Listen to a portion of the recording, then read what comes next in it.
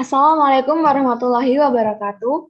Perkenalkan, nama saya Astri Dwi Anjasti dengan NIM 19080766051 dari kelas pendidikan kimia 5C. Pada kali ini saya akan melaporkan hasil dari penelitian praktikum biokimia dengan dosen pengampu oleh Ibu Hanifah Setiawati, MPD.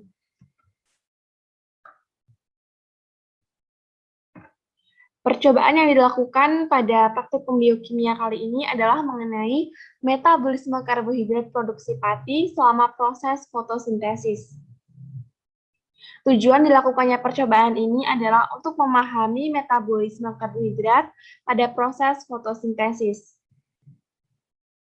Dasar teorinya, metabolisme sel dalam hal ini yakni karbohidrat itu berperan sebagai tongkat kehidupan bagi kebanyakan organisme.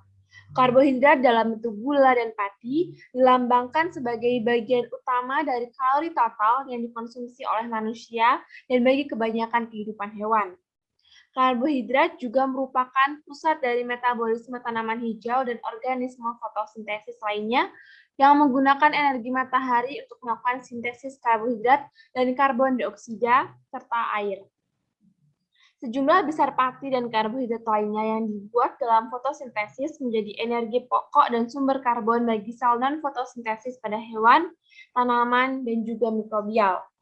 Metabolisme dilakukan karena memiliki 4 fungsi spesifik, yakni yang pertama, untuk memperoleh energi kimia dari degradasi sari makanan yang kaya energi dari lingkungan atau dari energi solar. Lalu yang kedua adalah untuk mengubah molekul nutrien menjadi prekursor unit pembangun bagi makromolekul nutrien dan menjadi prekursor unit pembangun bagi makromolekul sel. Lalu yang ketiga adalah untuk menggabungkan unit pembangun menjadi protein, asam nukleat, lipid, polisakarida, dan komponen sel lainnya. Lalu yang terakhir adalah untuk membentuk dan mendegradasi biomolekul yang diperlukan di dalam fungsi khusus sel. Selanjutnya adalah bahasan mengenai metabolisme. Metabolisme merupakan reaksi kimia dalam sel yang dikatalisis oleh enzim-enzim. Reaksi kimia ini akan mengubah suatu zat menjadi zat lain. Metabolisme terdiri dari dua proses, yakni anabolisme dan katabolisme. Anabolisme merupakan proses-proses penyusunan energi kimia melalui sintesis senyawa-senyawa organik. Sedangkan katabolisme merupakan proses penguraian dan pembebasan energi dari senyawa-senyawa organik melalui proses respirasi. Semua reaksi tersebut dikatalisis oleh enzim, baik oleh reaksi yang sederhana maupun reaksi yang rumit. Di bawah ini merupakan contoh dari proses reaksi anabolisme dan katabolisme. Proses metabolisme pasti selalu melibatkan suatu proses transpirasi, di mana terjadi mekanisme pembentukan karbohidrat yang melibatkan penguapan atau hilangnya kadar air pada sistem. Transpirasi berlangsung melalui stomata tumbuhan dan berguna untuk mempercepat reaksi. Selain itu, proses pembentukan karbohidrat pada metabolisme juga melibatkan enzim yang berguna sebagai katalis. Selanjutnya adalah bahasan mengenai fotosintesis. Fotosintesis termasuk reaksi anabolisme, yakni proses tersusunnya senyawa kompleks dari senyawa-senyawa sederhana. Prinsipnya, komponen yang dibutuhkan dalam reaksi fotosintesis adalah karbon dioksida yang berasal dari udara dan air yang diserap dari dalam tanah. Sesuai dengan namanya, reaksi ini juga membutuhkan cahaya atau foton sebagai energi dalam pembuatan atau sintesis produk. Fotosintesis ini berlangsung dalam kloroplas yang mengandung klorofil. Di bawah ini merupakan reaksi dari fotosintesis, di mana terjadi reaksi yakni karbon dioksida ditambahkan dengan air, lalu dengan bantuan cahaya matahari serta klorofil akan menghasilkan karbohidrat dan juga oksigen. Selanjutnya adalah mengenai klorofil pada daun. Dapat kita lihat pada gambar di layar telah menunjukkan bagian klorofil dari daun. Klorofil merupakan pigmen hijau fotosintesis yang terdapat dalam tanaman. Nama klorofil sendiri itu berasal dari bahasa Yunani kuno, yakni kloros, yang berasal dari kata green atau hijau, serta pion yang berasal dari kata leaf atau daun. Fungsi klorofil pada tanaman adalah untuk menyerap energi dari sinar matahari untuk digunakan dalam proses fotosintesis, yakni suatu proses biokimia di mana tanaman akan mensintesis karbohidrat, yakni gula menjadi pati, dari gas karbon dioksida dan air dengan bantuan sinar matahari. Cahaya tampak merupakan syarat penting bagi proses fotosintesis, dan tanpa adanya cahaya tidak akan ada pati yang disintesis. Mekanisme pembentukan produk karbohidrat menggunakan komposisi klorofil. 3 fungsi utama klorofil dalam proses fotosintesis adalah memanfaatkan energi matahari, memicu fiksasi atau pengangkatan karbon dioksida untuk menghasilkan karbohidrat, dan menyediakan energi bagi ekosistem secara keseluruhan. Karbohidrat yang dihasilkan dalam fotosintesis diubah menjadi protein, lemak, asam nukleat, dan molekul organik lainnya.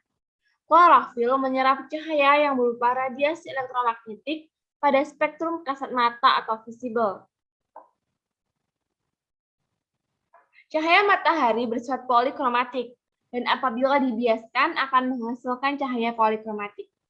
Klorofil kemudian akan menangkap cahaya monokromatik dan akan digunakan dalam proses fotosintesis. Gelombang cahaya biru dan cahaya merah adalah paling efektif dalam melakukan proses fotosintesis. Klorofil dapat menampung cahaya yang diserap oleh pigmen lainnya melalui fotosintesis, sehingga klorofil disebut sebagai pigmen pusat reaksi fotosintesis. Di layar dapat teman-teman lihat bagaimana frekuensi dari masing-masing panjang gelombang pada warna-warna tertentu. Seperti misalnya contoh, ada warna merah dengan frekuensi 400 sampai 480 4 Hz dengan panjang gelombang adalah 620 sampai 750 nanometer dan seterusnya. Fotosintesis terjadi dalam 2 tahap. Pada tahap pertama terjadi reaksi terang atau reaksi cahaya menyerap energi cahaya dan menggunakannya untuk menghasilkan molekul penyimpan energi berupa ATP dan NADPH yang terjadi di grana. Pada tahap kedua, reaksi gelap, di mana pada reaksi gelap ini akan menggunakan produk dari reaksi terang untuk menyerap dan mengurangi karbon dioksida, yang di mana tahap ini terjadi pada bagian stroma. Reaksi terang terjadi pemecahan air menjadi ion hidrogen dan molekul air menggunakan energi cahaya, dan kemudian menghasilkan oksigen, ATP, dan juga NADPH2. Sedangkan reaksi gelap terjadi pengikatan karbon dioksida dan mengkombinasikannya dengan ion hidrogen, sehingga akan membentuk gula. Dalam fotosintesis berlaku hukum kekekalan energi, yakni energi radiasi sinar matahari ditangkap oleh klorofil, kemudian diubah menjadi energi kimia melalui proses fotosintesis. Dalam hal ini, tidak ada energi yang musnah. Energi kimia tersebut digunakan untuk mensintesis karbon dioksida dan air menjadi glukosa dan senyawa kompleks lainnya yang kemudian akan tersimpan dalam bentuk senyawa karbohidrat. Karbohidrat merupakan senyawa karbon, hidrogen, dan juga oksigen yang terdapat dalam alam. Karbohidrat sebenarnya adalah polisakarida aldehid dan keton atau turunan mereka. Klasifikasi karbohidrat terdiri dari monosakarida, disakarida, dan polisakarida. Monosakarida adalah karbohidrat yang sederhana. Dalam arti molekulnya hanya terdiri atas beberapa atom karbon saja dan tidak dapat diuraikan dengan cara hidrolisis dalam kondisi lunak menjadi karbon lain. Polisakarida tersusun dari banyak unit monosakarida yang saling berhubungan melalui ikatan glikosida. Karbohidrat dihasilkan melalui reaksi fotosintesis, seperti tertera pada layar. Selanjutnya adalah mengenai uji Sachs. Pada tahun 1860, seorang ilmuwan bernama Julius von Sachs membuktikan bahwa fotosintesis menghasilkan amilum. Dalam percobaannya tersebut, beliau menggunakan daun segar yang sebagian dibungkus dengan kertas timah. Kemudian daun tersebut direbus, dimasukkan ke dalam alkohol, dan ditetesi dengan iodium. Beliau menyimpulkan bahwa warna biru kehitaman pada daun yang tidak ditutupi oleh kertas timah menandakan adanya keberadaan amilum.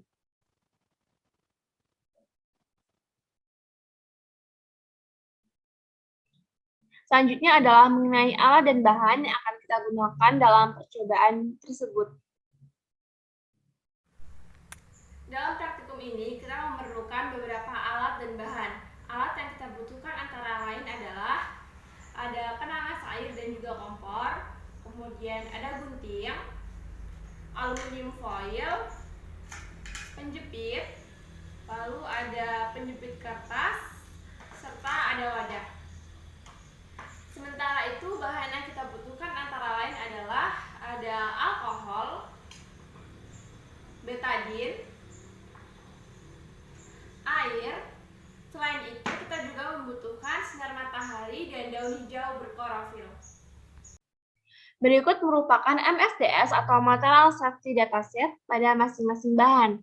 Yang pertama adalah air, memiliki nama alternatif aqua dihidrogen monoksida dan hidrogen hidroksida dan memiliki rumus molekul H2O, memiliki massa molar 18,0153 gram per mol, memiliki densitas dan fase 0,998 gram per cm kubik, berada pada fase cairan pada 20 derajat Celcius, memiliki titik beku 0 derajat Celcius pada 273,15 Kelvin, dan memiliki titik didih 100 derajat Celcius pada 373,15 Kelvin. Selanjutnya adalah iodin, memiliki rumus molekul I2, memiliki titik lebur 386,85 Kelvin pada 113,7 derajat Celcius, lalu memiliki titik didih 457,4 Kelvin pada 184,3 derajat Celcius, memiliki kepadatan 4.933 gram per cm kubik.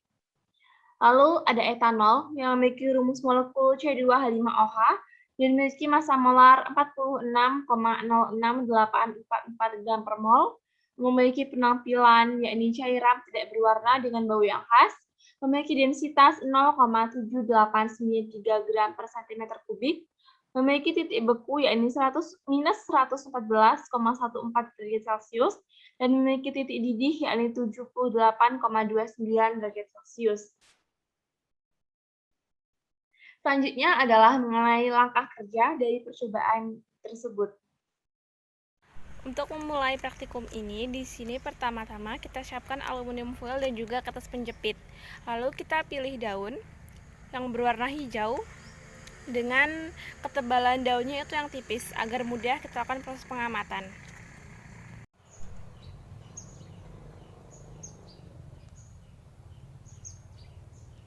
Setelah kita tutup daun dengan menggunakan aluminium foil selama kurang lebih 5 hari, kemudian kita gunting daun tersebut.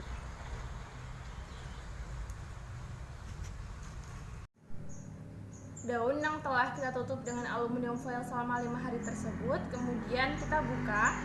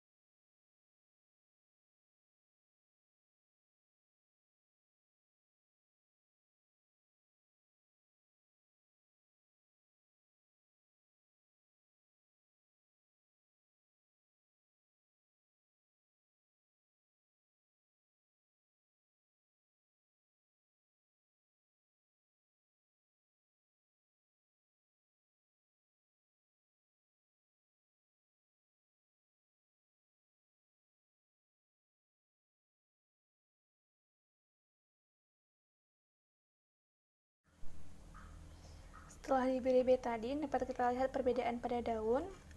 Di sini terlihat bahwa daun yang tadi tidak ditutup dengan aluminium foil berwarna pucat, sedangkan daun yang tidak ditutup dengan aluminium foil menunjukkan warna seperti biru kehitaman.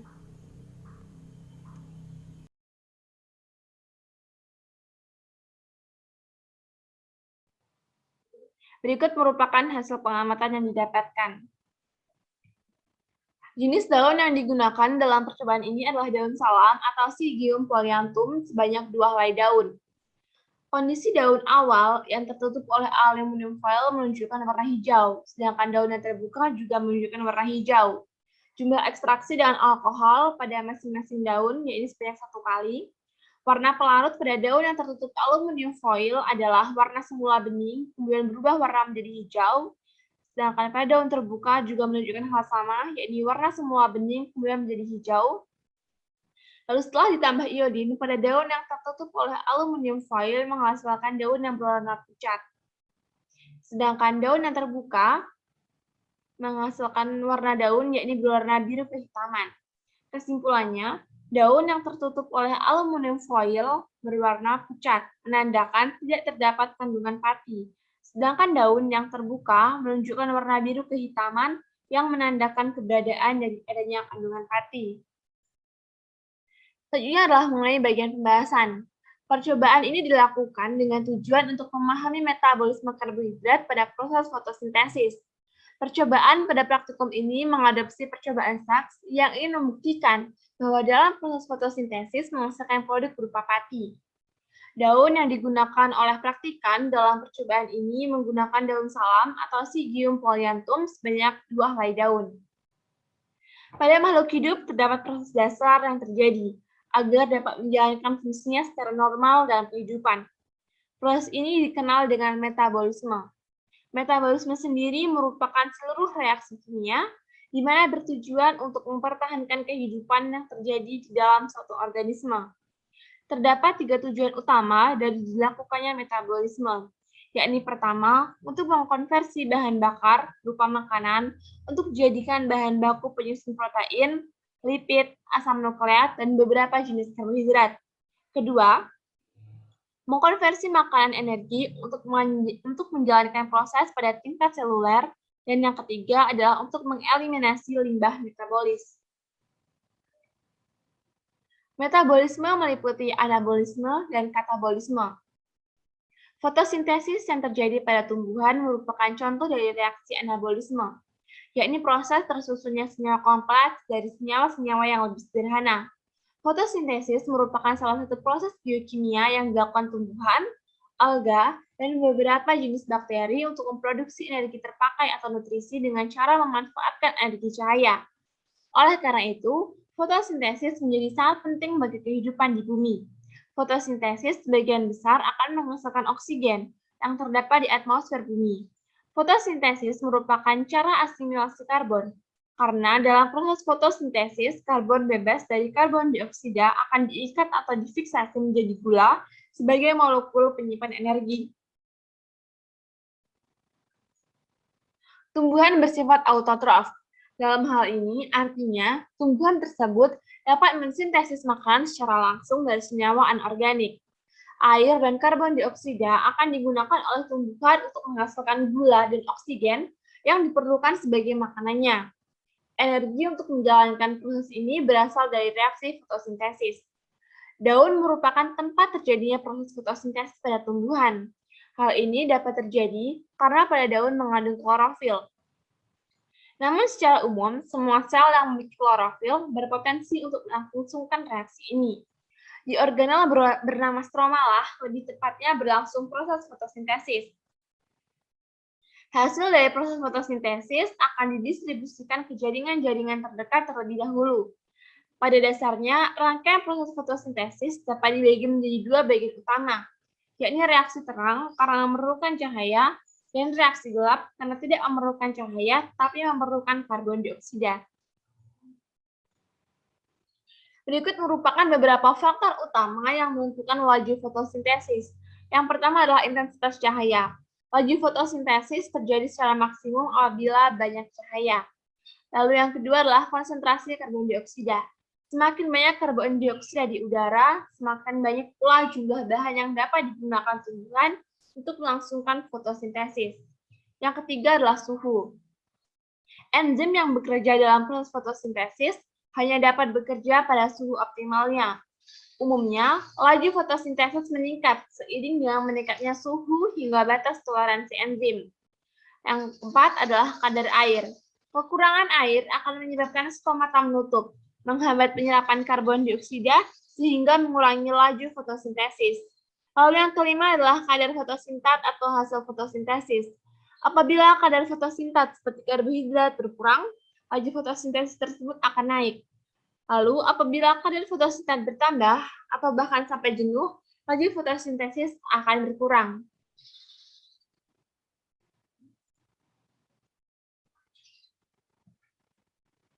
Pada praktikum ini, praktikan menggunakan jenis daun, yaitu daun salam atau Syzygium polyanthum sebanyak 2 helai dan berwarna hijau.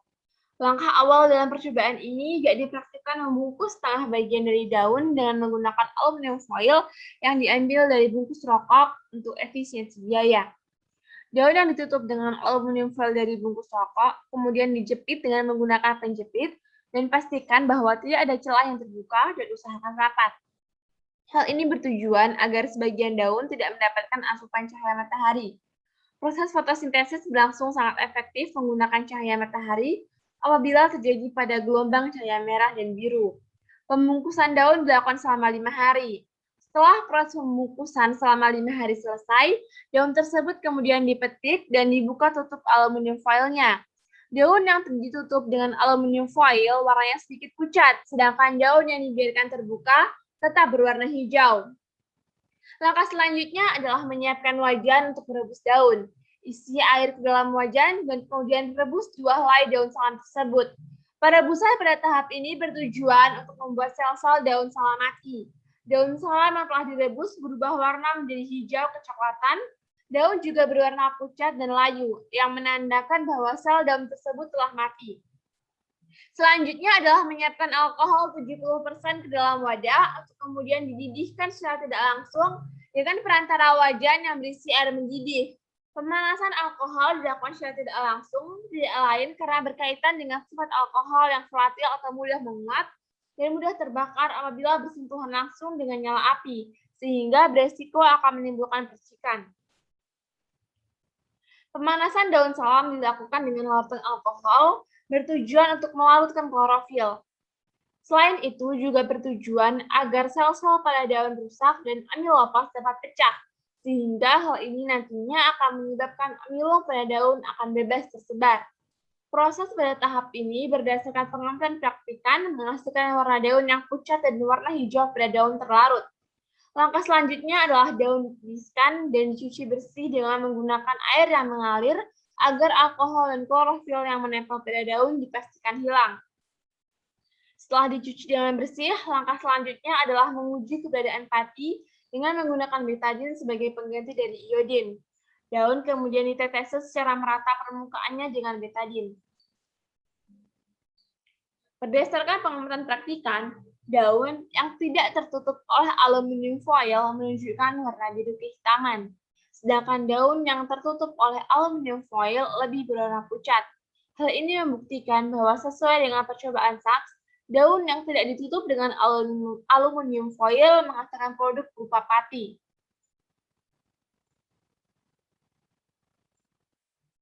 Dalam daun terkandung polisakarida, yakni amilum yang merupakan hasil dari proses fotosintesis.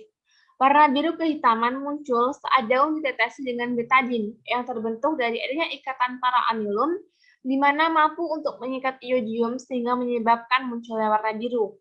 Daun yang tertutup oleh aluminium foil tidak mampu menyerap cahaya, sehingga tidak terjadi fotosintesis dan menyebabkan tidak terbentuknya amilum. Berdasarkan pengamatan yang telah dilakukan praktikan, hal tersebut sesuai dengan percobaan yang dilakukan oleh Sachs, yang membuktikan bahwa fotosintesis menghasilkan amilum. Sachs melakukan percobaan dengan menggunakan daun segar yang setengah bagiannya dibungkus dengan keras timah. Selanjutnya direbus dan direndam menggunakan alkohol dan kemudian ditetesi dengan iodium. Sachs menyimpulkan bahwa Warna biru kehitaman pada daun yang tidak ditutupi oleh kertas timah menandakan keberadaan amilum. Pati sangat penting bagi kehidupan manusia dan hewan, karena dijadikan sebagai sumber energi. Pati atau amilum adalah karbohidrat kompleks yang tidak larut dalam air, berwujud bubuk putih, tawar, dan tidak berbau.